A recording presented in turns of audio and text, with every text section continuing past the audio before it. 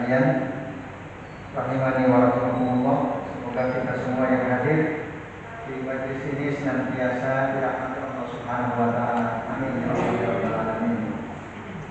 Ibu sekalian, alhamdulillah pada maghrib hari ini kita bisa bertemu kembali di majelis kajian kitab tauhid.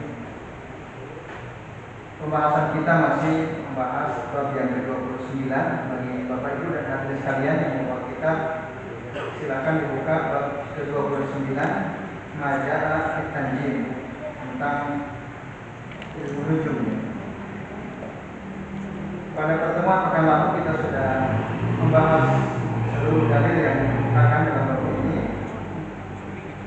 Maka pada pertemuan kali ini kita akan menuntaskan pembahasan dalil yang terakhir, yaitu hadis dari Abu Musa Al-Asy'ari radhiyallahu anhu.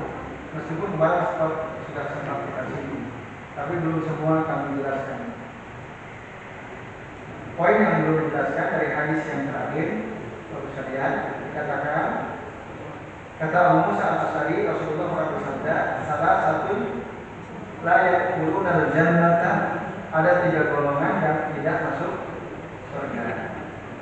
Siapa mereka? Mudminul khamrin, orang yang peminum khamr, sambil khamr.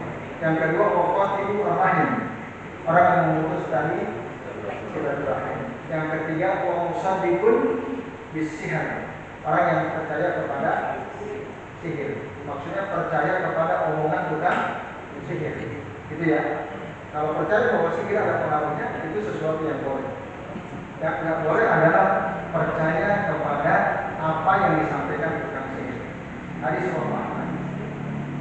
Nah, bapak-bapak dan ibu serta anak sekalian, apa yang dimaksud la yadkhuluna al-jannah, tidak masuk surga, itu apa maksudnya? Nah, di sini para ulama menjelaskan dengan sangat detail, karena nanti ada sebagian orang salah di dalam memahami hadis ini. Contoh misalnya, orang-orang Mu'tazilah, orang-orang Khawarij, mereka mengatakan ini adalah dalil yang isinya adalah wa'id. Wa'id itu ancaman. Wa'id, al-wa'du wal-wa'id. Ini diantara prinsip akidah orang Mu'tazilah itu ada al-wa'du wal-wa'id. Wa'du itu janji, wa'id itu ancaman. Kata orang Mu'tazilah atau orang Khawarij, orang beriman yang melakukan dosa besar, ini semua dosa besar ini. Minum khamar dosa besar, memutus tali silaturahim dosa besar, percaya kepada tukang sihir dosa besar. Dalam bahasa disebut al-kabair. Apa itu al-kabair? Al-kabair adalah dosa besar. Selain dosa besar ada namanya as-shaghair. Pernah kita bahas al-farq baina al-kabair wa as-shaghair. Apa beda antara dosa-dosa kecil dengan dosa besar? Masih ingat? Apa beda antara al-kabair wa as-shaghair? Ini dosa besar, ini dosa kecil. Gimana cara membedakannya? Dosa besar ada ancamannya. Dosa besar ada ancamannya.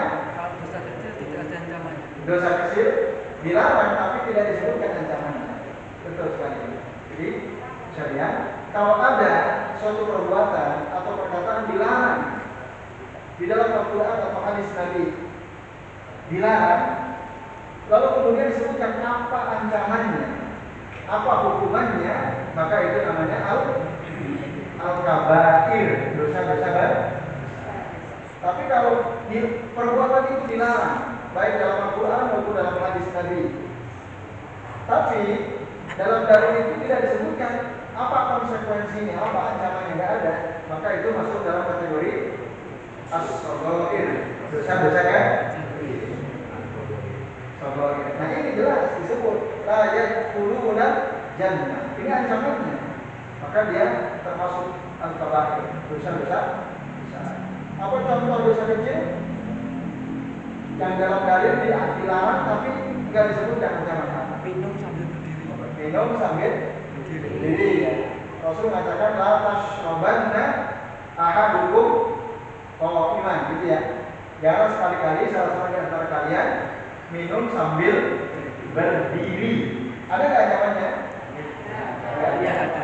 Di ideal itu sebenarnya nggak ancamannya? Tidak. Maka itu masuk kategori as-shaghair. Itu dari sisi apa? Nas, dalil cara membedakan as-shaghair wal kabair. Dari sisi konsekuensi, dosa-dosa kecil atau as-shaghair itu, Bapak Ibu, bisa dihapuskan oleh Allah, dihilangkan dosa itu tanpa kita bertaubat, tanpa kita mengucapkan istighfar. Amal-amal soleh kita otomatis bisa menghilangkan dosa kecil. Dalam hadis dikatakan, "Fa'atbi as-sayyi'atal hasanah." Atbi as-sayyi'atal hasanah. Fa innal hasanata yudhibu as-sayyi'at, yudhibu as-sayyi'at. Atau fa innal hasanata tamhuha.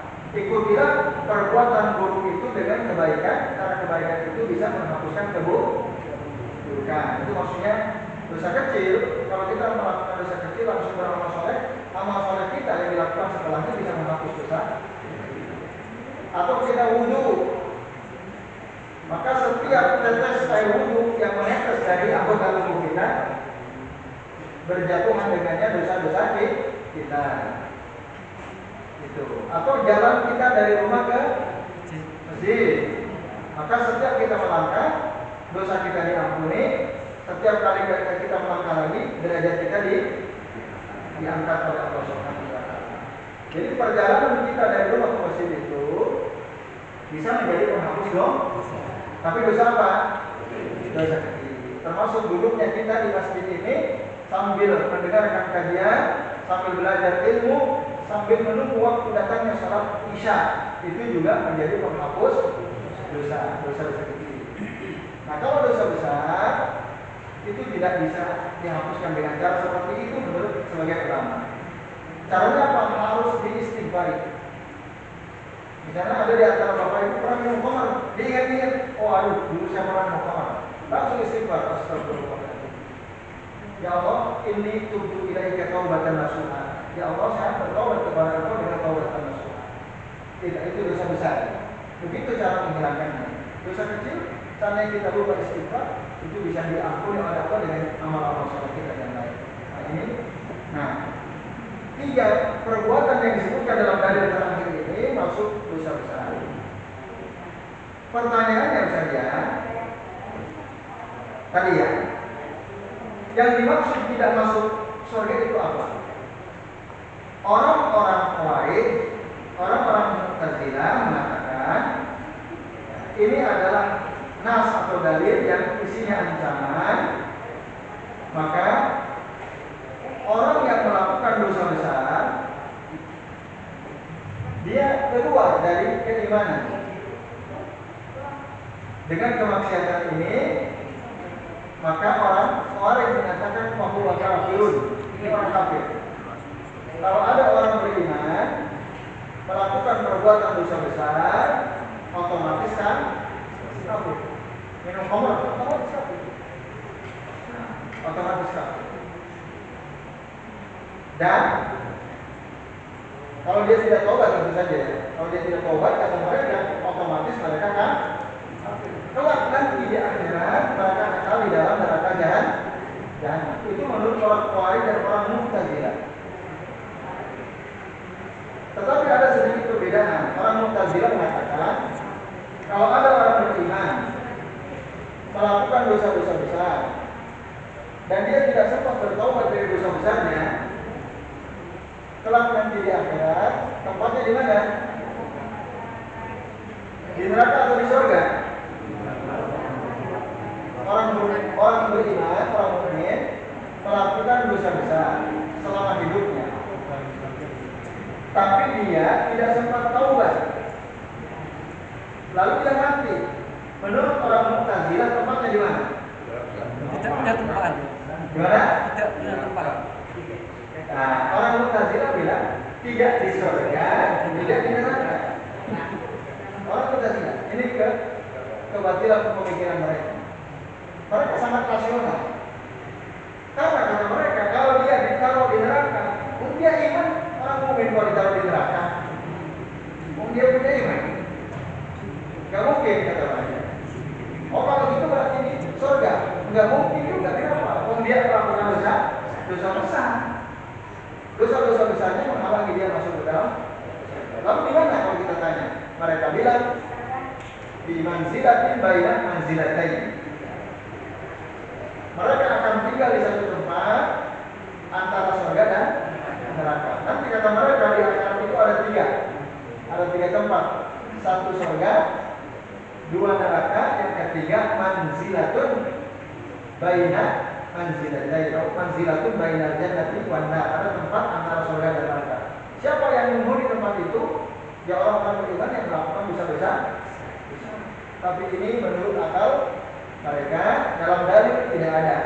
Di akhirat tempat kembalinya kita, tempat kembalinya hamba-hamba Allah hanya ada dua. Kalau enggak surga ya neraka. Lalu gimana?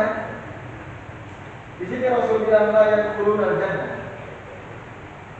Nah, Bapak sekalian, itu tadi menurut kelompok-kelompok menyimpang, yaitu Mu'tazilah dan orang Khawarij.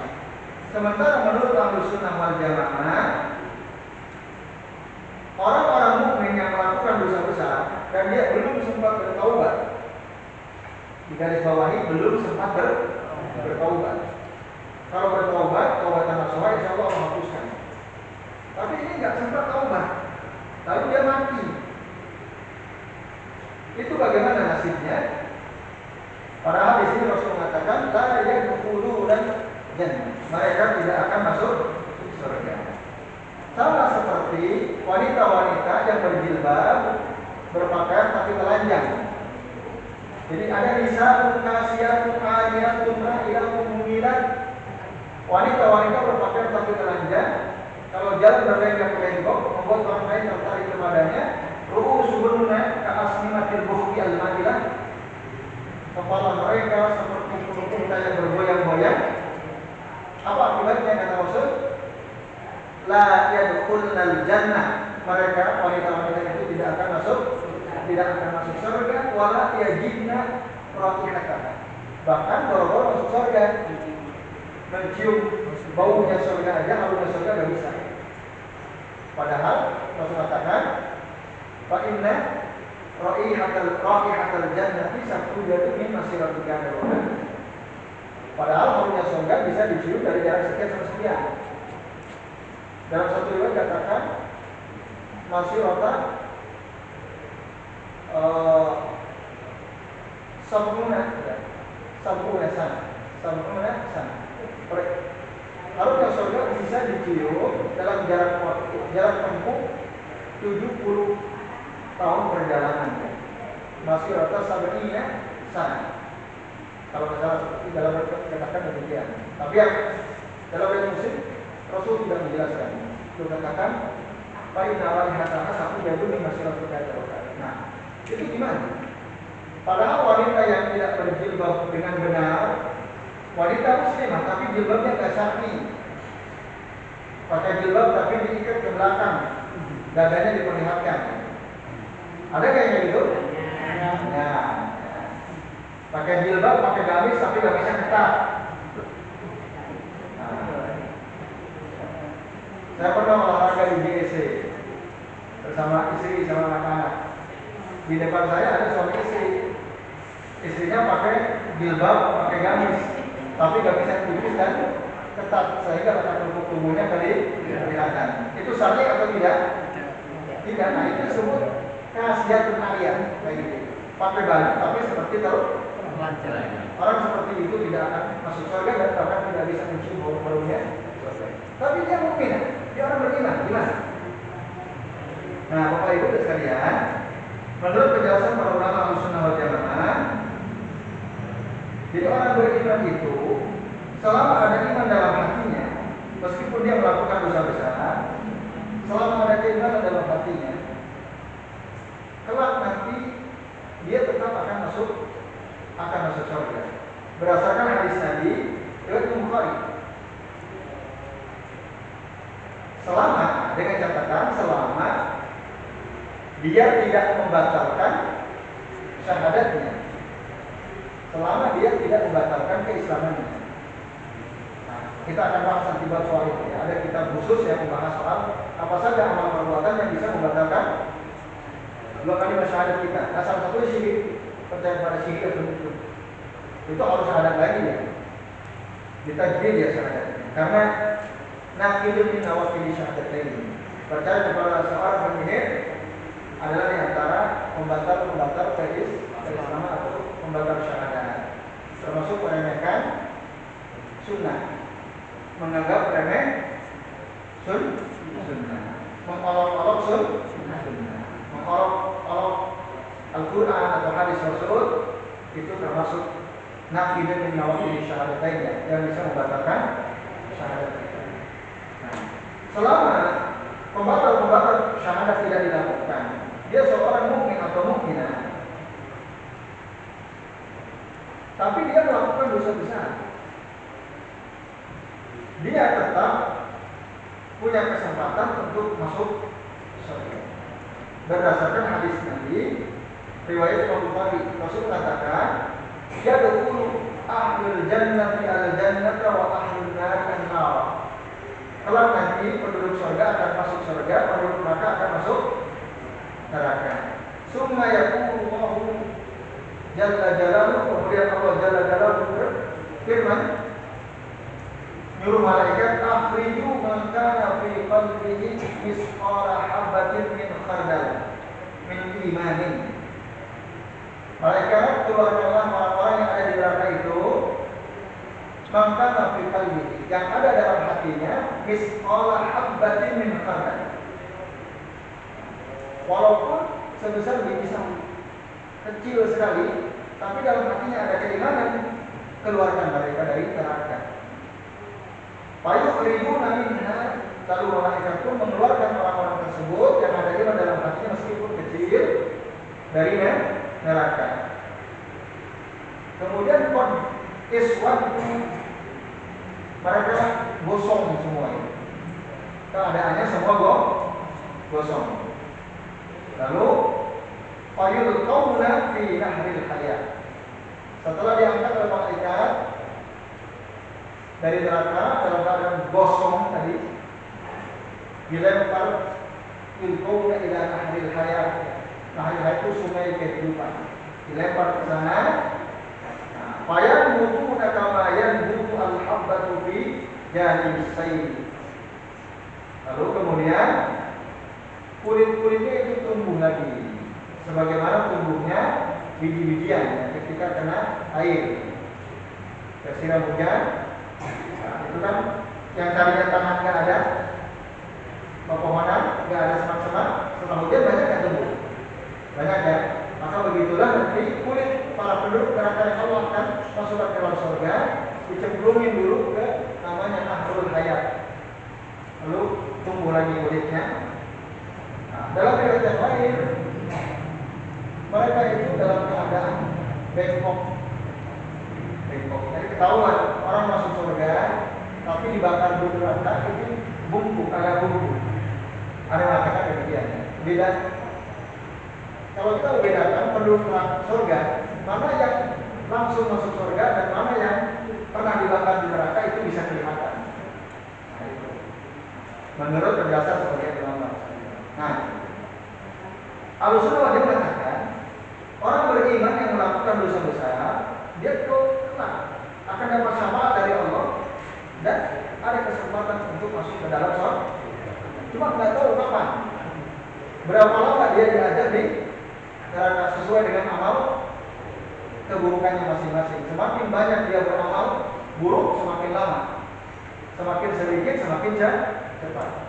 Nah, maka dengan demikian, yang dimaksud mereka tidak akan masuk surga itu adalah tidak akan masuk surga dari awal. Itu maksudnya. Jadi orang beriman yang melakukan dosa-dosa besar, minum khamr, memutus tali silaturahim, percaya kepada kalau percaya kepada dukun, ini nanti lain lagi pembahasannya tadi ya. Nanti dalam kitab Nawaqidus Syahadatain, saya Muhammad bin Abdul Wahab memasukkan termasuk pembatal syahadat, meskipun dia masuk juga ke sini. Nah, tadi yang minum khamr, yang memutus tali silaturahim, yang berzina, mencuri, dan lain sebagainya, dosa-dosa besar, mereka tidak akan masuk surga. Yang dimaksud tidak akan masuk surga, tidak akan masuk surga dari Allah. Artinya apa? Akan diazab dulu. Kalau ada di antara bapak ibu pernah melakukan dosa besar dan tidak sempat bertaubat, maka kelak akan diazab dulu sebelum masuk ke dalam surga. Tapi kalau bapak ibu kita pernah berbuat dosa besar, sempat bertaubat taubatan nasuha sebelum Allah memanggil kita, insya Allah dosa-dosa besar kita juga akan diampuni selama kita tidak syirik, selama kita tidak melakukan perbuatan syirik dan kita beristighfar kepada Allah Subhanahu wa taala. Nah, ini Bapak Ibu dan sekalian. Jadi bahkan sebanyak apapun dosa seseorang, kalau dia bertaubat dan tidak melakukan kesyirikan, maka Allah akan datangkan kepadanya ampunan sebesar itu juga. Maka nanti dalam satu dikatakan, kalau ada di antara kita dosanya itu sebanyak bumi di lautan, atau sampai menyentuh langit saking banyak dan besarnya dosa dia, hatta yablugu ala sama, sampai dengan tsumma astaghfirullah azza wa jalla wa lam yusyrik billahi syai'an, kemudian istighfar bertaubat kepada Allah dan tidak mensekutukan Allah dengan apapun, maka Allah akan datangkan kepadanya maghfirah, ampunan misla dzalika, seperti itu juga, sebesar itu juga. Maksud sebesar dosanya. Artinya apa berarti kalau begitu? Jadi kosong, nol. Artinya dia tidak punya dosa sama sekali. Ada kesempatan untuk bisa masuk surga tanpa diazab. Yang penting tidak syirik. Maka jangan putus asa bersedia. Kalau ada di antara kita pernah berbuat dosa besar, pintu taubat senantiasa terbuka untuk kita. Banyak-banyak istighfar, taubat dan nasuha, insya Allah Allah akan ampuni seluruh dosa kita. Yang penting jangan syirik. Jangan berbuat syirik dan jangan melakukan perbuatan yang bisa membatalkan kedua kalimat syahadat kita. Jadi ini sekalian. Jadi itu maksud la yadkhulu al-jannah itu demikian tadi. Wanita-wanita mukminah yang pakai jilbab tapi tidak syar'i itu tidak akan masuk surga. Maksudnya tidak akan masuk surga dari umat. Selama ada keimanan dalam hatinya, ada kemungkinan dia masuk surga, tapi dibakar dulu di neraka. Nah, ada penjelasan secepat-cepatnya orang dibakar di neraka itu Hakob itu sama ini ya sama 80 tahun itu paling cepat. 80 tahun tuh dibakar di neraka misalnya. 80 tahun itu waktu di akhirat. Kalau dihitung waktu dunia jadi berapa? Perbandingan satu hari akhirat dengan satu hari dunia berapa bedanya? Satu berbanding 1000, berarti 80 tahun ke 1000 berapa? Satu hari sampai 1000 tahun kan? Berarti 80.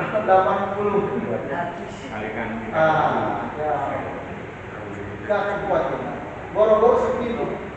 Dicelupan sedikit aja gak kuat. Maka jangan anggap remeh perbuatan dosa besar. Jangan sekali-kali menganggap remeh. Kalau Bapak Ibu tadi terlanjur melakukan, maka segeralah istighfar, segeralah bertaubat dan nasuha. Nah ini penjelasan tambahan dari hadis yang terakhir ya. Dari hadis riwayat Abu Musa Al-Asy'ari radhiyallahu anhu. Bapak Ibu sekalian, lalu kesimpulan dari bab ini ada 4 ya. Pertama, al-hikmatu min khalqin nujum. Bab ini menjelaskan tentang hikmah diciptakannya bintang. Ada berapa kemarin? Masih ingat? Hikmah diciptakannya bintang ada berapa? Tujuan diciptakannya bintang itu. Ada berapa kemarin? Ada 3. Satu apa? Perhiasan langit. Yang kedua, melempar setan. Yang ketiga, sebagai apa? Tanda untuk mengetahui petunjuk ya, untuk mengetahui arah kiblat atau ya, termasuk ya arah mata angin. Bisa arah mata angin dilihat dari bintang? Bisa? Nelayan kan pakai Apa? nelayan kan pakai. Oh itu ya, bisa ya. Nah, berarti bisa aja itu. Nah itu yang dimaksud wa'alamatin yuhtada biha, tanda-tanda yang bisa dijadikan petunjuk. Dan semua itu ada dalilnya, kita sudah bahas pada pertemuan yang kemarin. Itu satu. Yang kedua, ar-raddu ala man za'ama ghaira dzalika. Bantahan terhadap orang-orang yang mengklaim fungsi bintang selain 3 yang saya sebutkan itu. Jadi kalau ada orang mengakui bahwa ada fungsi lain dari bintang-bintang itu selain yang sudah disebutkan 3 tadi, itu terbantahkan dengan sendirinya, karena yang 3 itu semua ada dasarnya, di luar itu nggak ada dasarnya. Misalnya kemarin kita ada bahas, ketika ada melihat bintang apa gitu, loh besok akan terjadi ini dan itu. Mereka akan mengatakan akan terjadi peristiwa ini dan itu. Kalau ada orang lahir bersama dengan bintang ini dan itu, misalnya, maka nanti hidupnya dia itu akan sengsara dan seterusnya. Nah itu berarti dibuang yang 3 ini, maka itu tertolak, dibantah oleh dalil-dalil yang kita sudah bahas. Lalu yang ketiga, misalnya, zikru al-khilaf fi ta'allumi al-manazil. Pada bab yang kita sudah bahas disebutkan adanya perbedaan pendapat antara para ulama, di antara Qatadah dengan Qatadah dan Ibnu Uyainah. Sufyan bin Uyainah itu sepakat bahwa mempelajari ya, pergerakan bulan yang manazil al-qamar menurut mereka tidak boleh. Sementara menurut Imam Ahmad dan Imam Ishaq boleh. Gimana cara memperkomikannya? Kemarin kita sudah bahas. Jadi yang tidak boleh itu adalah mempelajari ilmu nujum dalam arti ilmu takdir. Sementara Imam Ahmad dan Imam Ishaq melihat bukan dari sisi itu, tapi dari sisi ilmu tasdir, ilmu tasdir. Yang itu yang dimaksud wa'alamatin yuhtada biha. Jadi nggak ada kontradiksi sebenarnya. Kemudian kesimpulan terakhir, kita lihat ar-rabi'ah al-wa'idu fi man sadaqa bi syai'in min asy-syirk. Bab yang kita udah bahas ini menjelaskan tentang ancaman bagi orang-orang yang percaya sadaqa bi syai'in min asy-syirk. Percaya dari sihir ya. Percaya kepada penyihir. Walaupun sedikit dia percaya, maka ada ancamannya bahwa dia tidak akan masuk surga. Walau arafa annahu batil, meskipun dia tahu bahwa yang dikatakan si penyihir ini batil, dikatakan si dukun ini batil, bohong gitu. Tapi dia percaya, oh benar juga ya kata dukun kemarin misalnya. Awalnya dia percaya, atau dia tak enggak ya, tapi dalam hatinya, oh benar juga.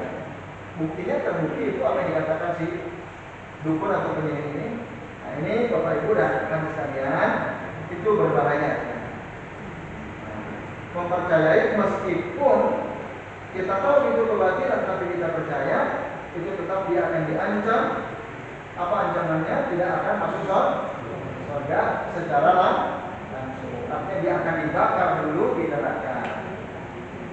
Nah, kecuali, maaf.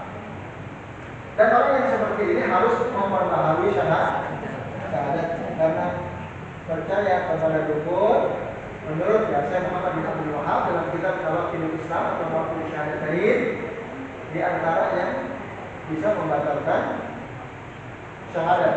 Karena dalam cerita tentang Nabi Sulaiman yang kita sudah bahas, Allah mengatakan fala takfur, janganlah kamu kafir. Belajar sihir, mempraktikkan sihir itu adalah kekufuran.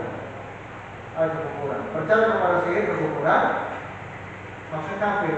Kalau kafir itu berarti syahadatnya batal ya, menurut penjelasan dalam kitab Nawaqidus Syahadatain. Ini bapak-bapak dan ibu-ibu serta hadis sekalian, azan ya Allah wa jalla.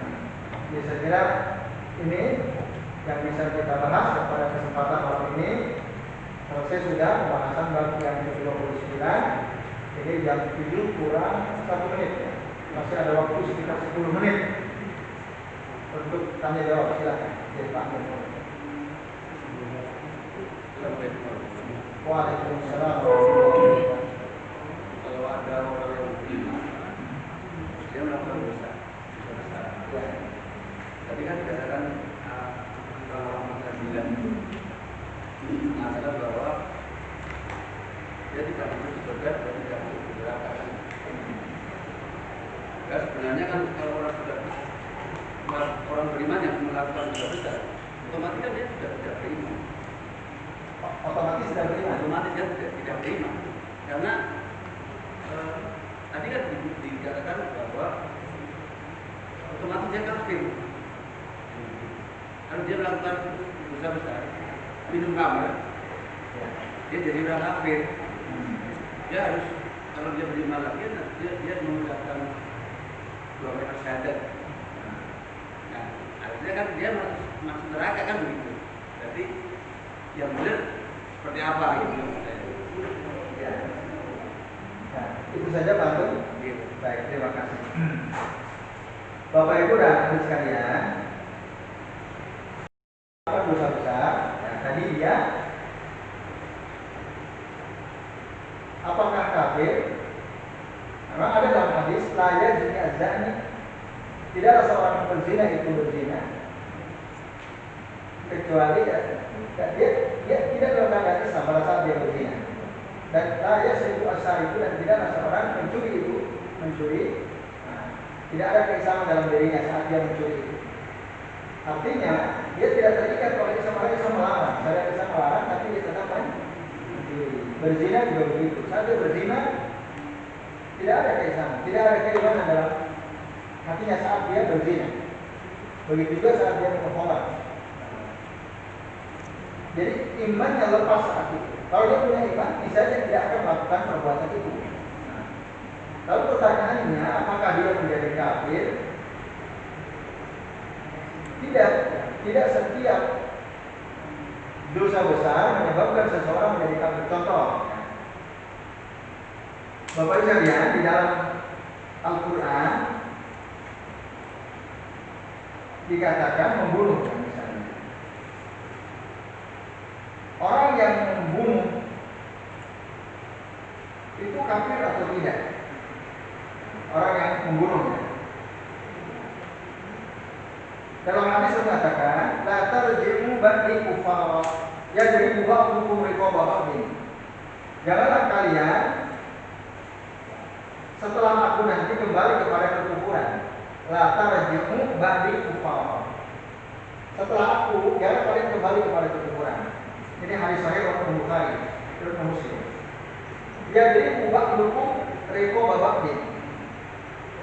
Sebagian dari kalian itu membunuh, memenggal leher sebagian yang lain. Sebagian orang menyimpulkan hadis riwayat Bukhari ini dan riwayat Muslim bahwa orang yang membunuh itu berarti dia kafir, karena Rasulullah la tarji'u ba'di kufara. La tarji'u ba'di kufara. Berarti termasuk yang bunuh 6 orang Laskar ini ya. Membunuh kan? Nah itu Riko Bapak, ini kan membunuh, bisa dipenggal, bisa ditembak dan seterusnya. Itu jangan, kata Rasul jangan seperti itu. Jangan saling bunuh. setelah sepeninggal Rasul SAW. Nah, Rasul istilahkan latar jiwa di kufar. Lalu ada orang yang menyimpulkan berarti membunuh jiwa itu kafir. Dan Rasul bilang latar jiwa di kufar. Lalu mengatakan kita harus lihat dalil lain. Dalil lain tentang pembunuhan. Apakah betul orang yang membunuh dosa besar atau bukan? Dosa besar. Dosa besar. Menyebabkan pelakunya akan dimasukkan ke dalam neraka jahanam karena dia tidak bertaubat. Tapi kalau kita kembali kepada Al-Quran misalnya surah Al-Baqarah ayat 178, Allah Ta'ala berfirman, Ya ayyuhalladzina amanu kutiba alaikumul qisasu fil qatl. Wahai orang-orang yang beriman, diwajibkan atas kalian qisas dalam pembunuhan. Jadi orang yang membunuh dengan sengaja itu hukumnya qisas, salah satunya qisas. Al-hurru bil hurri wal abdu bil abdi wal unsa bil unsa. Orang merdeka dengan orang merdeka, hamba sahaya dengan hamba sahaya, perempuan dengan perempuan.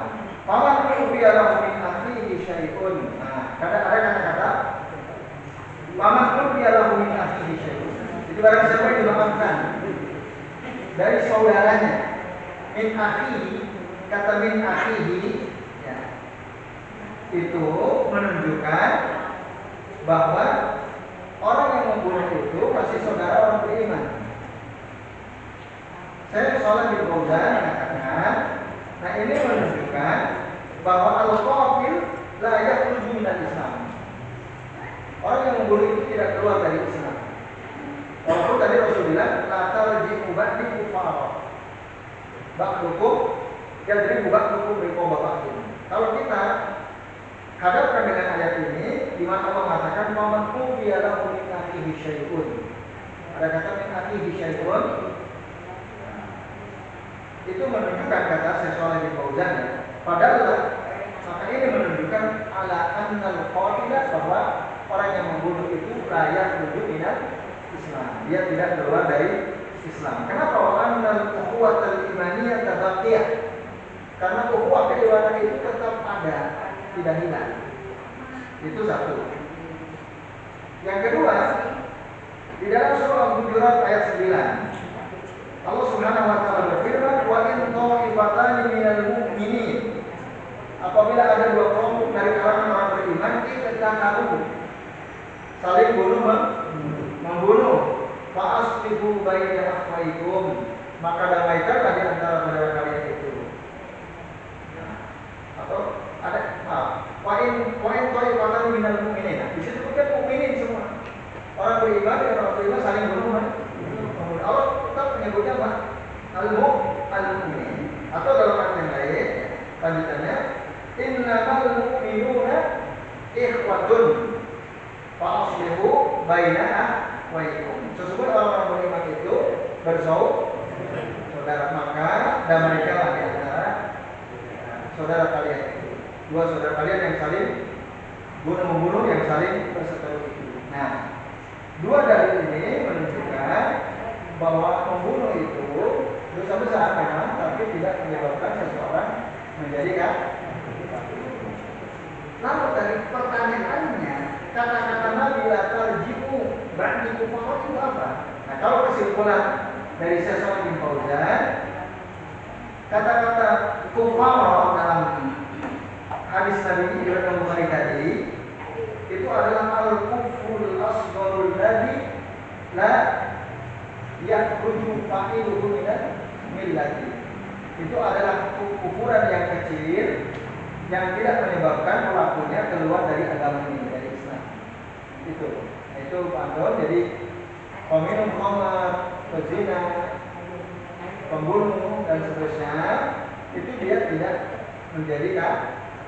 Yang menjadi kafir itu sihir atau ini mengolok-olok Allah, mengolok-olok Rasulullah, mengolok-olok ayat Al-Quran atau hadis-hadis Rasul dalam surah Al-Isra atau yang Allah Ta'ala berfirman ya, ketika Rasul diolok-olok para sahabat diolok-olok. Allah mengatakan lagi misal tahu kalau kamu tanya mereka, tayaqulunna, mereka pasti berkata, innama kunna nakhudhu wa nal'ab.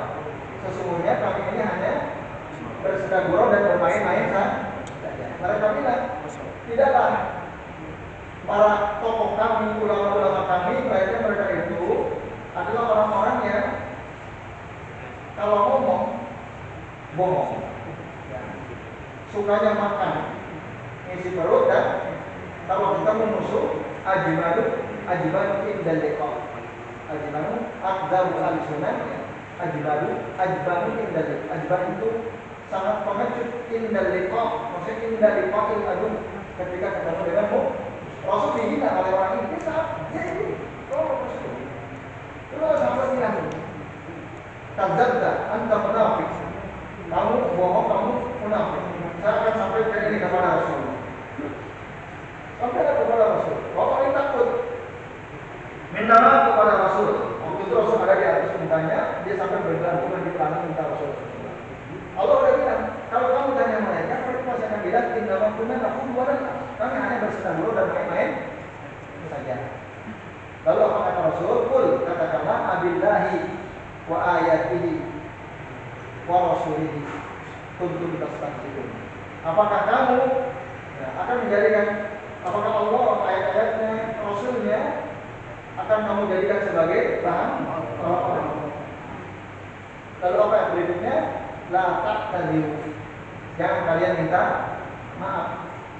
Qad kafartum, kalau sebut qad kafartum ba'da imanikum, sungguh kalian sudah kafir setelah kalian beriman. Maka mengolok-olok Rasul, mengolok-olok Al-Quran, mengolok-olok Allah, termasuk mengolok-olok sunnah Rasul, itu berdasarkan ayat ini menyebabkan pelakunya jadi kafir. Nah, itu di surah apa itu? Nah, itu bisa dibaca dalam surah Taubah ayat 66 ya.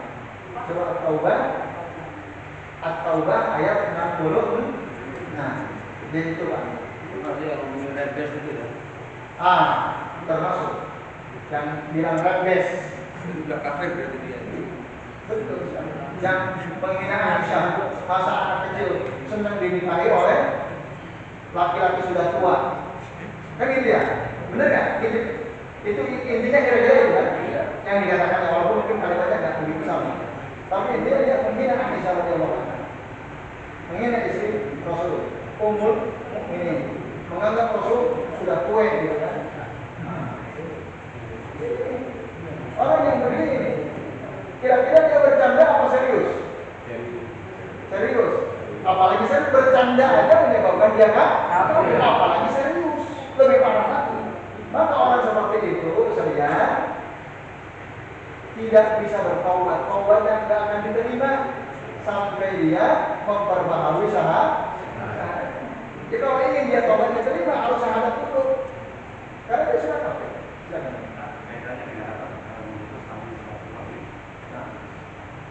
Jika ternyata ada kawan yang seperti itu, boleh nggak?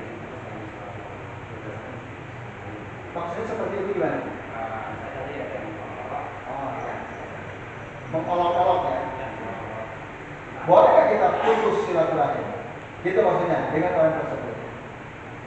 Dalam hadis Rasulullah SAW bersabda,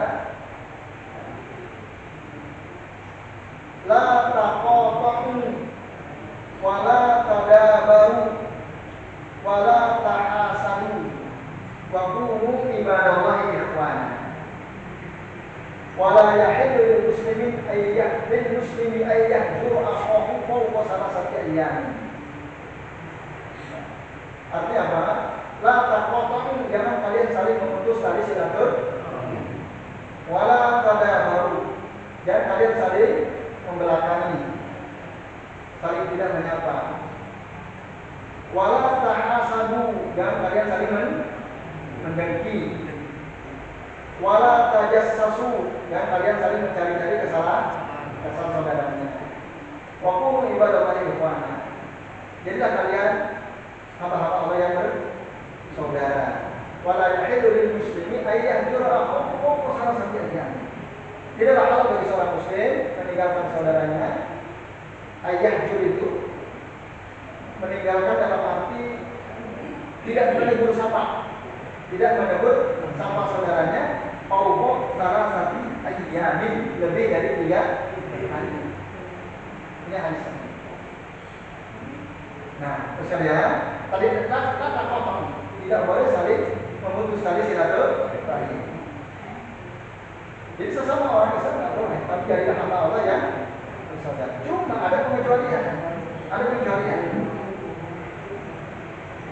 Yang kita dilarang oleh Rasul tidak boleh saling memutuskan, tidak boleh saling tidak menyapa. Itu kalau karena normalnya tidak boleh. Seandainya dia berbuat jelek sama kita, dan itu berkaitan dengan hak milik kita atau hak urusan dunia kita boleh tinggal dia, kita boleh putus silaturahmi dengan dia. Tapi maksimal salah satu ayat 3 hari. Kalau ada orang dia zalim sama kita, dan ini terkait dengan hak kita, hak pribadi kita, atau terkait dengan urusan dunia, gitu. Kita boleh putus tali silaturahmi dengan dia, kita tidak nyapa dia, tapi maksimal 3 hari. Tapi kalau udah berkaitan dengan urusan agama, urusan akhirat, kita boleh putus tali silaturahmi dengan dia tanpa ada batasnya sampai apa? Sampai dia tahu taubat nasuh. Ya, sampai dia syahadat. Boleh kita putus. Karena apa? Dulu ada, kalau nggak salah, Ka'ab bin Malik pernah tidak ikut jihad bersama Rasul dalam rangka Tabuk. Ketika Rasul pulang kembali, beliau ini sahabat jujur ya, nggak punya alasan. Kenapa nggak ikut perang bersama Rasul? Kalau dihukum oleh Rasul, apa hukumannya? 3 diajak bicara, diputus itu tali silaturahmi, dicuekin. Berapa hari? 50 hari. Bukan hanya Rasul, seluruh sahabat, bahkan anak istrinya pun tidak ngajak ngomong. Tersisa nggak kira-kira? Tersisa. Tapi karena beliau taubat terus, istighfar terus, akhirnya oleh Allah dibuka pintu taubat untuknya setelah berapa hari? 50 hari. Baru Rasul ngambung lagi. Selama dia nggak taubat, udah putus nggak masalah. Sampai dia tahu, karena ini urusan agama. Nah, urusan agama. Jadi itu mana? Jadi saya kira ini ya, bisa lihat. Cukup ya? Oh, ada, silakan. Monggo. Ini nggak apa-apa ya? Nggak apa-apa ya, silakan.